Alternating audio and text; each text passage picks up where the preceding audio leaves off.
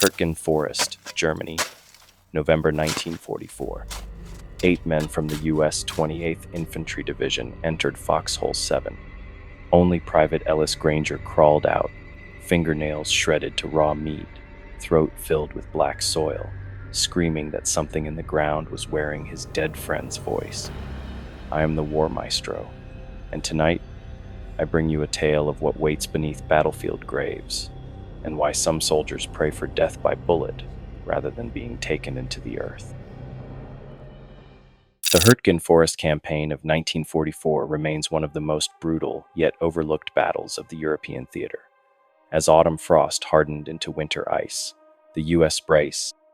First Army found itself locked in a grinding advance through dense German woodland, casualties mounted by the thousands while progress was measured in mere yards.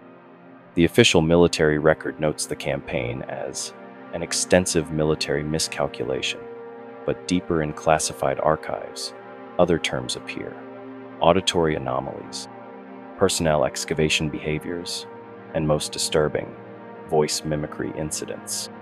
Private Ellis Granger, fresh-faced at 20 and still carrying his pocket Bible from home, arrived as a replacement with the 112th Infantry Regiment of the 28th Division in early November. The division had already earned its grim nickname, the Bloody Bucket, from the crimson keystone shoulder patch its men wore, and from the rate at which those men died. "You'll be with Dupree," Sergeant Buck Henderson told him, gesturing toward a stocky corporal cleaning his rifle nearby. "Forward listening post. 1 mile ahead of our line, just outside Wassenack. 8-hour shifts. Report any movement, no fires, minimal talk." Corporal Leonard Lenny Dupree barely looked up from his weapon. "Ever dig a foxhole, farm boy?" he asked. "Yes, sir," Granger replied, clutching his Mon Garand with unpracticed hands. "Good, because where we're going, you dig deep or you die," Dupree said, finally meeting Granger's eyes. "And don't call me sir." The Germans had already been pushed back from the immediate area, but artillery still fell randomly day and night.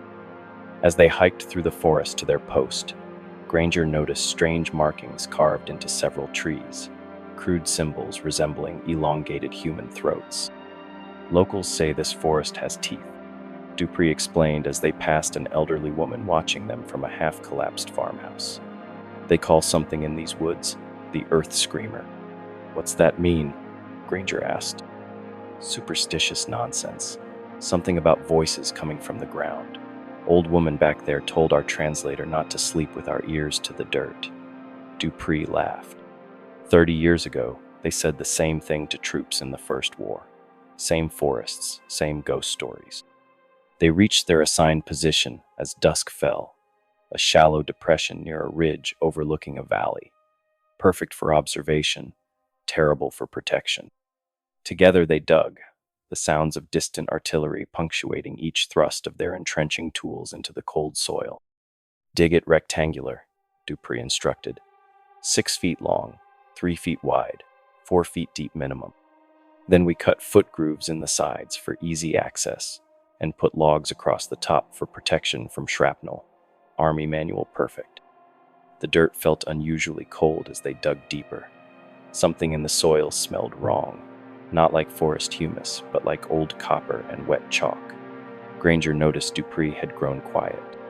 "What is it?" he asked. Dupree wiped sweat despite the freezing air.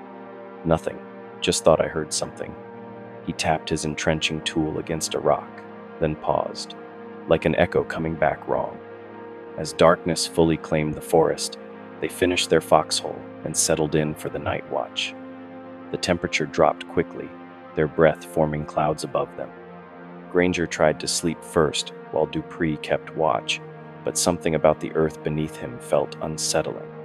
He placed his head directly on the packed soil at the bottom of their hole, and for a moment he thought he felt the ground vibrate, as if something far below was moving. Just before drifting off, Granger was certain he heard his name, a faint whisper rising from beneath the frozen ground. "Ellis." Morning found both men stiff and cold, but alive. The forest had grown unnaturally quiet. No birds, no distant gunfire, just the shallow breathing of two soldiers and the occasional wind through skeletal trees. Granger hadn't mentioned the whispers to Dupree. Combat veterans already thought replacements were jumpy. No need to confirm it. "Radio check at 800, Dupree said, voice gruff from cold. He fiddled with their field radio, but only static answered. "Atmospheric interference happens in these valleys."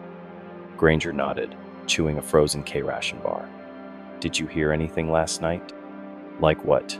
Dupree asked too quickly. "I don't know. Voices, maybe." Dupree's expression hardened. "Listen, farm boy.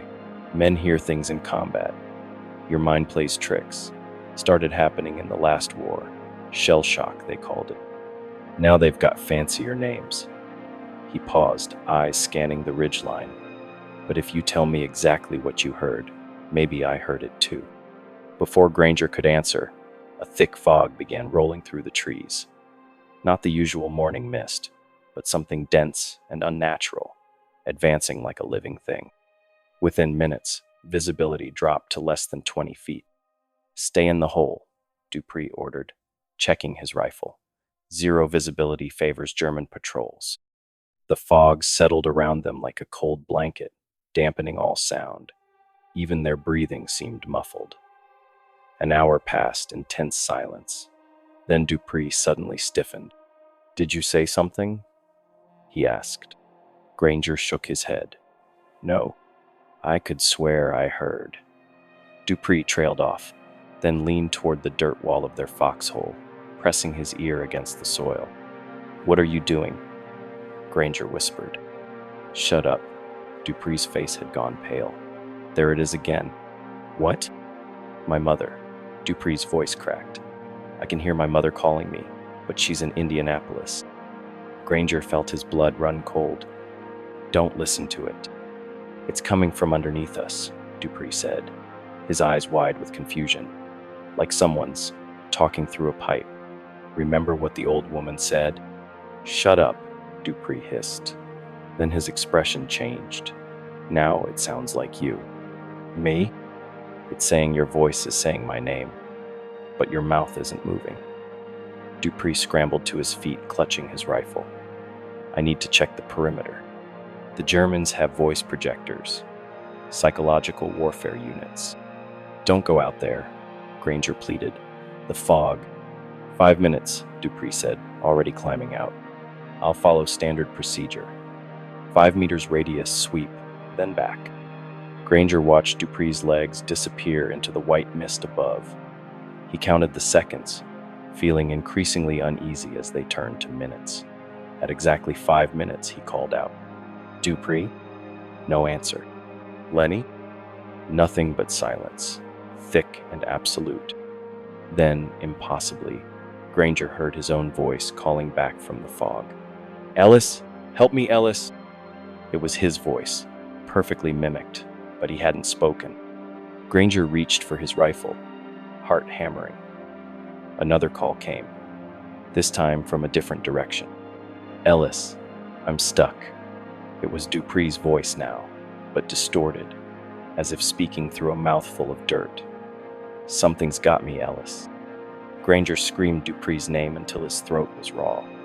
For hours he called out, receiving only mocking echoes in return, sometimes in Dupree's voice, sometimes in his own, sometimes in voices he didn't recognize. When darkness fell, the fog remained, and Granger huddled alone in the foxhole, too terrified to climb out, too terrified to sleep. Then, just after midnight, he felt something new, vibrations in the earth beneath him, like fingernails scratching just below the surface. And with absolute clarity, he heard Dupree's voice one final time, now undeniably coming from directly beneath where he sat. "Ellis," the ground whispered, "it's wearing my face." Dawn broke with agonizing slowness. Granger hadn't slept, his eyes fixed on the soil beneath him.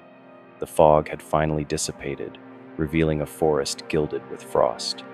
No sign of Dupree. The radio crackled to life, unexpectedly. "Outpost 7, this is base. Report status. Over." Granger fumbled for the handset. Base, this is Outpost 7. Man missing. Corporal Dupree disappeared in fog last night. Request immediate assistance. A long pause followed. Outpost 7, hold position. Relief team en route. ETA 3 hours. Over. Roger that.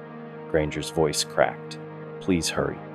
For 30 minutes, Granger sat motionless, rifle across his lap. Then, as if compelled by some unseen force, he reached for his entrenching tool and began to dig. Not outward to expand the foxhole, but downward. His movements were methodical, almost trance-like. The soil came away easily, too easily, as if something had loosened it from below. He's trapped, Granger muttered to himself. Lenny's trapped underneath. His logical mind screamed that this was impossible. No tunnel system existed here, no mines, nothing but solid earth. Yet his hands kept digging, scraping, clawing.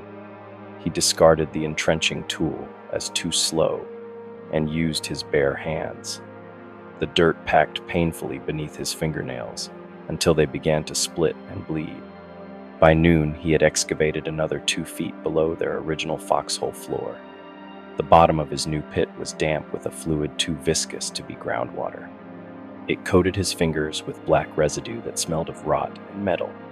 When the relief team found him, Granger was blood-soaked to his elbows, still digging frantically, muttering about voices calling from below. Jesus Christ, Sergeant Henderson whispered, taking in the scene. Granger, attention. The military command cut through Granger's trance. He snapped upright, swaying slightly, eyes unfocused. Where's Dupree? Henderson demanded. He heard his mother. Granger replied hoarsely. He heard me, but it wasn't me speaking.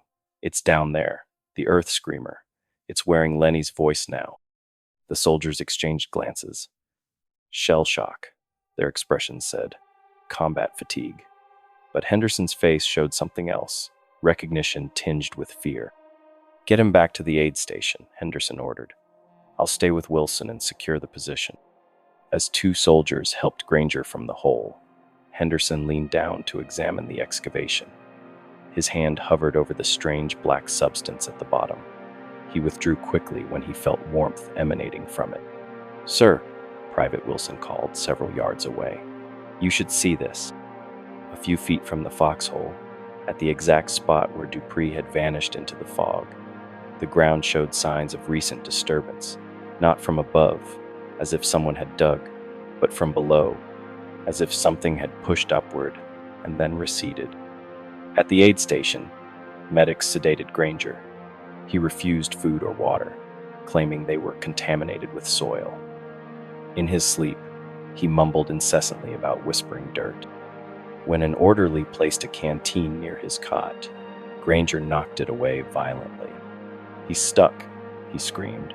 It took his face. That night, as men from the 28th bedded down throughout the forest, 3 more soldiers reported hearing their names called from beneath their foxholes. One, a radio man named Parker, was found desperately clawing at the ground, his fingernails completely torn away. By morning, Sergeant Henderson stood at the edge of Foxhole 7, listening intently. For a moment, he thought he heard his wife's voice, his wife who had died of pneumonia in '39. The voice came from deep within the earth, calling his name with terrible intimacy. Buck, it whispered. I'm cold down here, Buck. So cold. Combat stress reaction, the battalion medical officer declared, scanning Granger's chart. We're seeing unusual rates throughout the 28th. This forest campaign is breaking men faster than Normandy did. Captain Lewis Miller, intelligence officer for the 112th Regiment, nodded absently while studying the map on the aid station wall. Red pins marked positions where men had reported auditory anomalies over the past week. The pattern formed a rough circle centered around an abandoned village at the forest's edge. What about the digging behavior? Miller asked. Foxhole 7 wasn't the only incident. Anxiety response, the doctor replied. Men seeking shelter by burrowing deeper. Primitive instinct. He hesitated, though the uniformity of their delusions is statistically unusual. Miller frowned. And what about Henderson? 12-year veteran, combat decorated. Not the type for hysteria. The doctor lowered his voice. Found him walking into a known minefield at 400 hours, blowing a referee's whistle. Said someone underground was calling him. Christ. Miller pinched the bridge of his nose. I want to speak with Granger. Private Granger sat on his cot, staring at the tent floor. His hands were bandaged, but blood had seeped through. His once clean uniform was caked with dried mud, despite repeated attempts to change him into fresh clothes. Somehow, within minutes, soil would appear again, as if materializing from his skin. Private, Miller said, sitting opposite him. I need your help. Something's happening to our men, and I think you know what it is. Granger's eyes lifted slowly. Have you found Corporal Dupree? Not yet. Tell me what happened again. You won't believe me. Nobody does. Try me. Miller produced a leather-bound notebook from his pocket. November 9th, 1918. Hurtgen Forest. Final offensive before the armistice. Private Samuel Winters, 328th Infantry Regiment, reported hearing his brother calling from beneath a shell crater. Brother had died at Belleau Wood months earlier. Miller flipped pages. 1916. Verdun. 3 French soldiers independently claimed the soil was recruiting the dead using their voices. Granger stared. You believe me? I believe something is targeting our men. Something that uses sound, uses voices, and it's done it before. Miller leaned forward. That village near your listening post, it's called Wassenack. Locals have been abandoning it for generations, not because of war, because of what they say lives in the ground. The Earth Screamer, Granger whispered. Miller nodded. Intelligence found this in a bombed-out farmhouse. He unfurled a yellowed pamphlet. Crude woodcut illustrations showed soldiers in ancient armor, cowering as elongated figures emerged from the soil, their throats visibly distended. The translation mentions a creature that collects voices like trophies, mimics them to lure more victims underground. Miller studied Granger's reaction. Folklore, obviously. But whatever's happening has a pattern. We need to understand it to stop it. You can't stop it, Granger said flatly. It's hungry after 2 wars. All the bodies in the soil. They feed it somehow. Suddenly, the lights in the aid station tent flickered. A low vibration hummed through the floorboards. Several patients stirred in their cots, pressing their ears to their pillows as if listening to something. They're doing it again, Granger whispered. Listening to the voices. It'll take them next. Sir, a frantic medical orderly burst in. Perimeter patrol found something in the old cemetery near Outpost 7. 20 minutes later, Miller stood at the edge of a disturbed grave. The soil had been pushed upward from below, creating a small dome of dirt. At its center, a perfect circular hole descended into blackness. Military police had established a perimeter, their flashlight beams catching swirls of abnormal mist rising from the opening. Anyone go down there? Miller asked. No, sir, the MP sergeant replied. But we lowered a field telephone on its cable. About 30 feet down, it caught on something. When we tried to pull it back up, what? The line went dead. Then the field phone rang from our end. The sergeant's voice faltered. When we answered, we heard our own voices coming through, asking for help. Miller stared at the hole, then at his notebook full of similar reports stretching back to the First World War. Whatever was happening defied rational explanation, yet demanded a rational response. Seal it, he ordered. Demolition charges. Collapse the entire cemetery if you have to.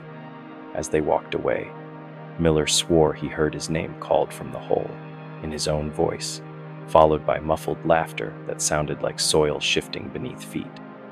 The demolition charges didn't help. If anything, they made it worse. 3 days after the cemetery detonation, 5 more men vanished from foxholes in a single night. Each disappearance followed the same pattern. First reports of hearing loved ones' voices from the ground, then desperate digging, then silence. Search parties found only empty holes with strange tunnels burrowed downward, too narrow for a human body, yet somehow traversed.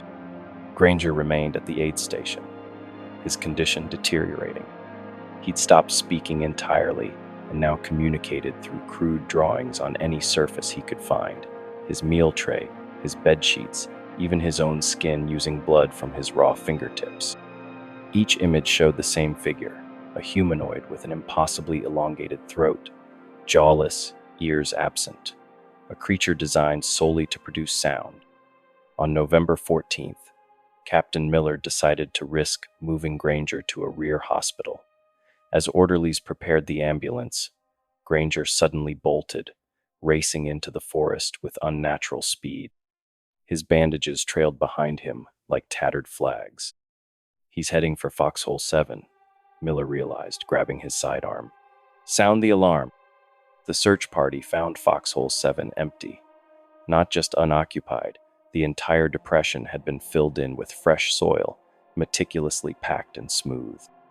No footprints surrounded it, though the ground was soft from recent rain. "Spread out," Miller ordered. 10-yard intervals. He can't have gone far. Private Jennings spotted it first, a collapsed German bunker, half a mile from the original Foxhole position.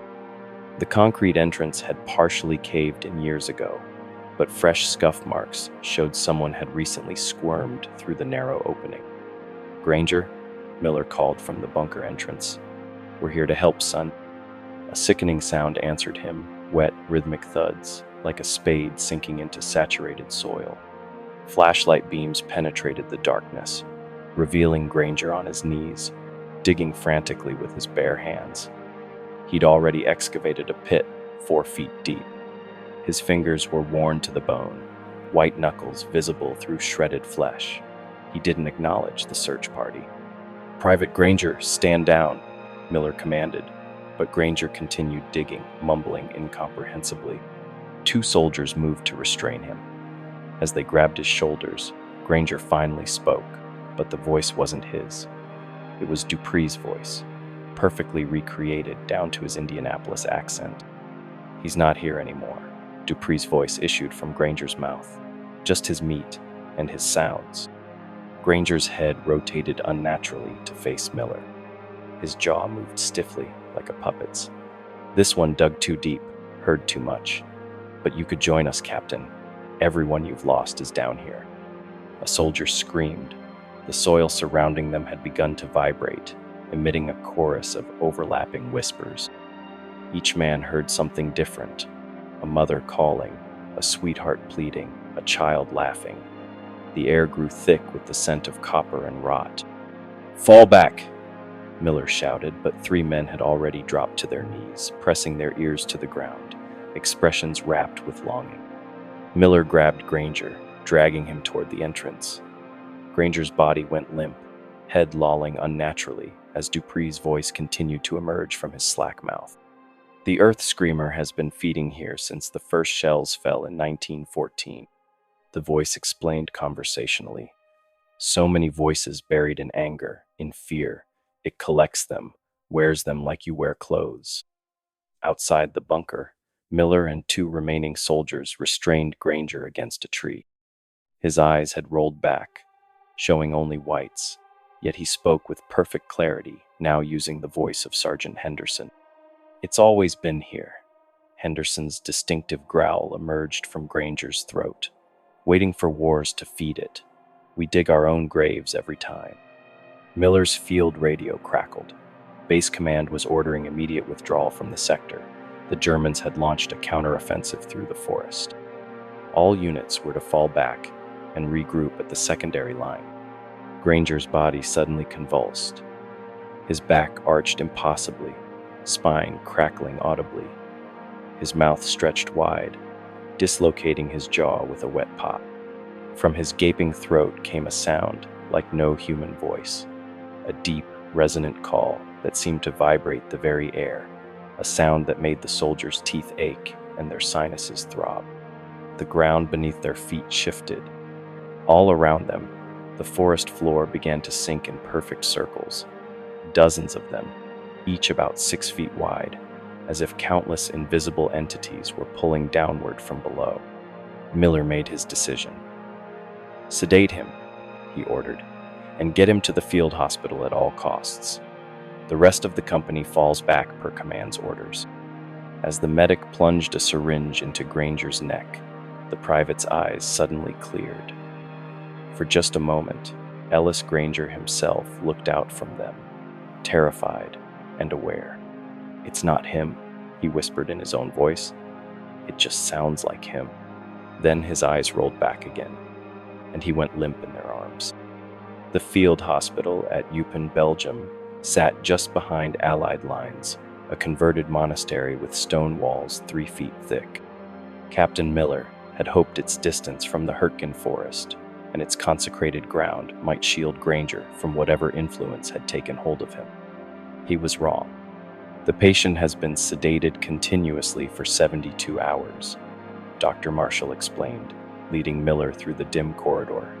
"Yet he speaks without ceasing, often in voices not his own." He paused outside a heavy door marked isolation. Last night, 3 orderlies reported hearing their deceased relatives calling them from beneath their bunks.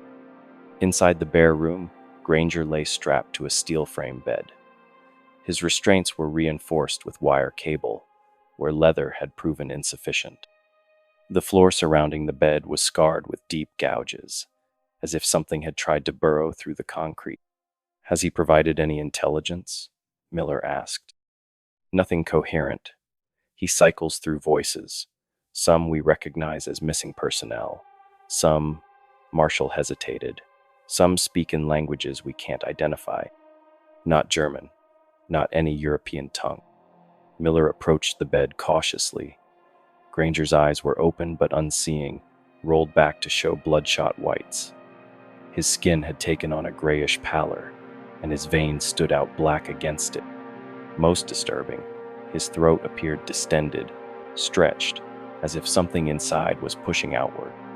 "We've begun documenting the voices," Marshall continued, gesturing to a wire recorder on a nearby table. 27 distinct speakers so far. Miller touched the recorder. "May I?" Marshall nodded grimly. The most recent was captured at 400 hours. Miller started the playback. Static hissed. Then Granger's voice emerged, except it wasn't his voice anymore. It belonged to someone older, authoritative. "Captain Miller, this is Colonel Francis Beaumont, 77th Division, Argonne Campaign, 1918. The voice was precise, formal, and belonged to a man who had died 26 years earlier. We encountered it too. Sealed it in a mine shaft with artillery. Thought we'd killed it." A laugh followed, dry and humorless. "You can't kill what never lived. It waits. It listens. It learns our voices, our memories, our fears." Miller's blood ran cold. Colonel Beaumont's encounter had never been documented in any official report he'd seen.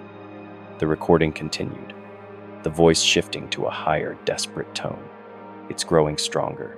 Every battlefield feeds it. Verdun, Somme, Belleau Wood, Normandy. Souls in the soil.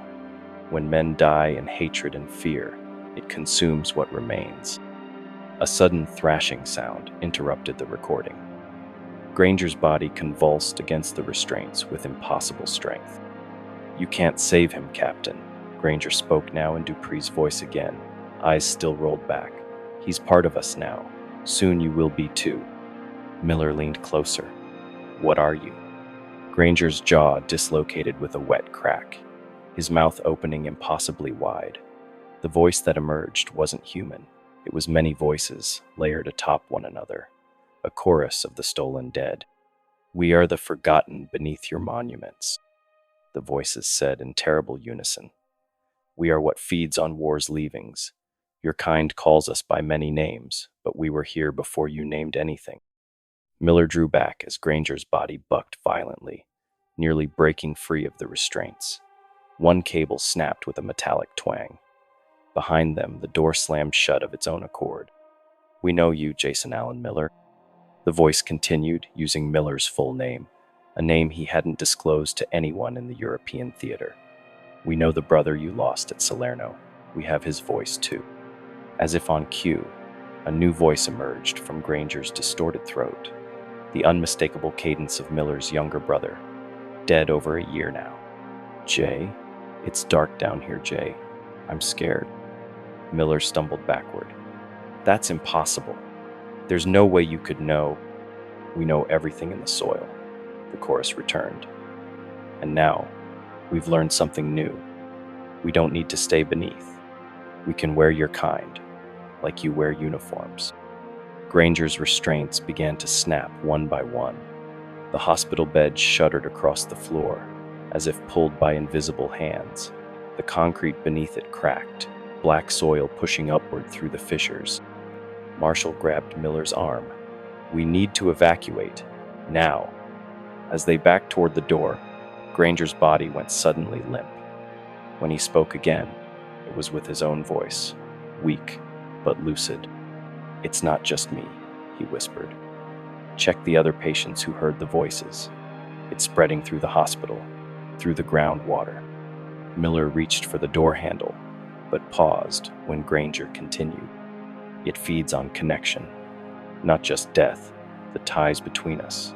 The voices of those we love are its lure. Don't listen when they call you." Granger's voice broke, no matter who it sounds like.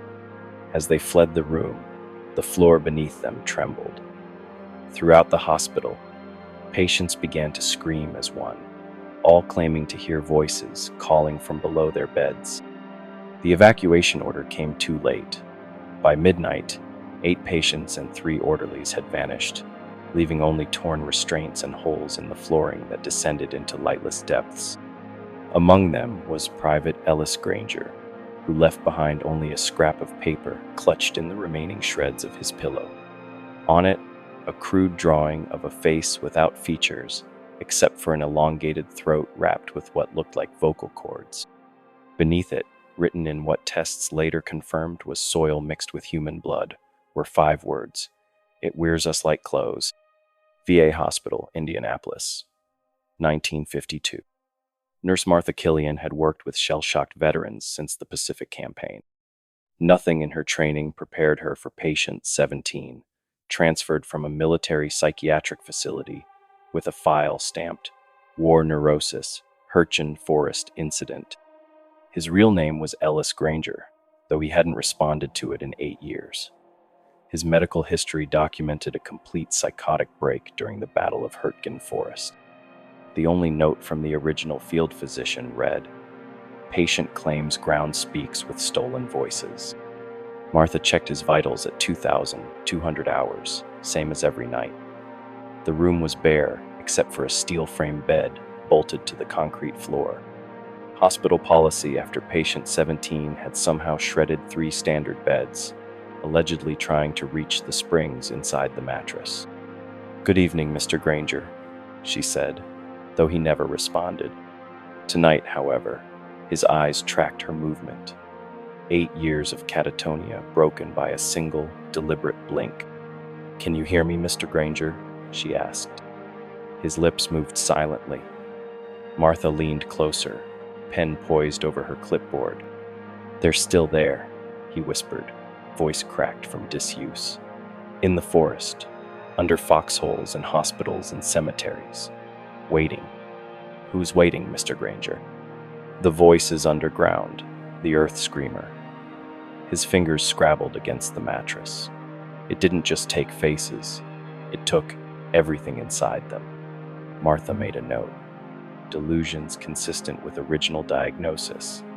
But something about his sudden lucidity, after years of silence, disturbed her.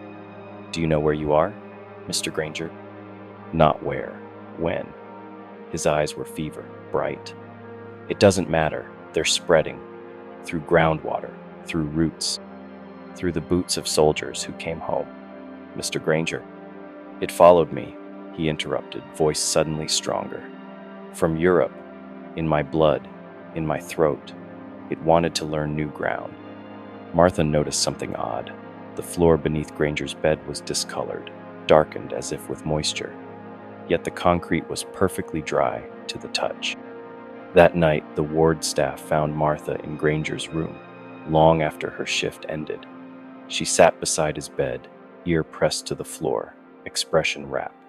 When they tried to move her, she lashed out violently, screaming that she could hear her dead fiancé, a man killed at Anzio, calling from below. The next morning, Granger produced his first coherent communication in years. A detailed drawing on the underside of his mattress, revealed when staff flipped it after finding him sleeping directly on the metal springs. The illustration showed a human figure, split open from neck to sternum, its throat filled with what appeared to be additional vocal cords, wrapped around its windpipe like parasitic vines. Captain Miller, now Major Miller, arrived 2 days later. 8 years of investigating similar cases across military hospitals had hollowed his face and whitened his hair. He reviewed Granger's drawing without surprise. "He's been making these since 1944, Miller explained to the hospital director. "Same image, but this is the first one to show it inside a human host." "What exactly happened in that forest?" the director asked. Miller's expression closed. "The official record cites combat fatigue triggered by weeks of artillery bombardment. Unofficial documents note 17 men disappeared from secure positions within a 3-week period. Survivors reported auditory hallucinations consistent with Granger's description." "And you believe these hallucinations were real?" Miller didn't answer directly. The 28th Division was pulled from the Hurtgen sector on November 19, 1944. 3 days later, locals reported hearing American voices calling from empty foxholes. German troops occupying the area afterwards suffered similar incidents, men vanishing, leaving only holes in the earth. "Surely there's a rational explanation," the director insisted. "Is there?" Miller removed a small tape recorder from his briefcase. "This was captured yesterday at Fort Benning. A sergeant who served in Hurtgen recently began exhibiting symptoms. Listen carefully." The recording played a man's voice, distorted but recognizable as a southern accent. "It ain't just in the forest no more, sir. It's here, under the parade grounds, under the barracks. I can feel it pulling when I sleep, whispering with voices it collected over there." The voice changed suddenly, becoming Ellis Granger's unmistakable tenor. "Tell Miller we're coming for him next. He knows too much, hears too well." Miller switched off the tape. That sergeant never met Granger, never heard his voice, was stationed 300 miles from this facility. Before the director could respond, an alarm bell rang from the patient ward. They rushed to Granger's room to find his bed empty, restraints intact, but unoccupied. The concrete floor beneath had split open, revealing a perfectly circular hole descending into darkness. The opening was far too small for an adult man to fit through, yet the patient was gone. As orderlies secured the room, Miller noticed a final message scratched into the wall plaster with what looked like a broken fingernail. All voices joined the chorus below. 3 days later, a groundskeeper at Arlington National Cemetery reported hearing whispers from fresh graves, voices speaking in perfect unison from beneath the soil. Among them, witnesses claimed to recognize the distinct tenor of Private Ellis Granger, calling for others to join him where it was safe from the war. Within 6 months, 12 VA hospitals across the country reported similar phenomena. Patients with combat history suddenly claiming to hear deceased comrades calling from beneath their beds. In each case, the first voice they recognized belonged to Ellis Granger. The classified file on the Hurtgen Forest incident remained sealed until 1977, when a redacted version appeared briefly in military archives before being withdrawn again. The only page released to the public contained a single paragraph regarding alleged audio anomalies during the Hurtgen Forest campaign. No evidence of supernatural activity was found. However, troops operating in combat environments may experience auditory hallucinations triggered by prolonged artillery exposure. Under no circumstances should personnel investigate unusual sounds emerging from the ground. All unexplained subsurface disturbances must be reported to SHAFE Command immediately. The document was signed by Major Jason Miller, his final official act before his disappearance in 1953, last seen walking into the woods behind the Indianapolis VA hospital, following what witnesses described as his own voice, calling from the tree line.